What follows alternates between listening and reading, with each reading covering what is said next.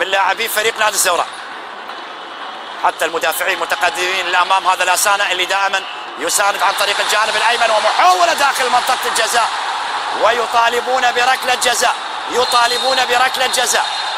هل هناك عوده للفار وحكم المباراه؟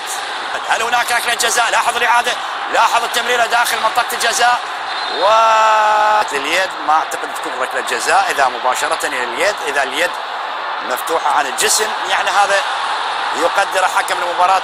هل سيذهب لاحتساب ركله جزاء؟ اذا ركله جزاء، ركله جزاء، ركله جزاء يحتسبها الدولي واثق محمد لصالح ابراهيم الزوراء. هل يعدل؟ هل يسجل؟ ابراهيم وجمهور الزوراء على الاعصاب. هل يسجل؟ هل يعدل؟ ابراهيم يتقدم على كاظم، والتعادل. جول للنوارس، تحلق النوارس بهدف تعادل، ركله جزاء يسجل ابراهيم غازي.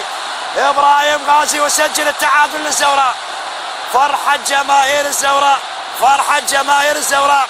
المرمى لنادي زاخو ليعدل النتيجه الان 1-1. 1-1 النتيجه الزوراء وزاخو في هذه المباراة، في هذه المباراة. ومن خلال الشوط الأول قبل النهاية، قبل النهاية ب3 دقائق الزوراء يعدل النتيجة، يعدل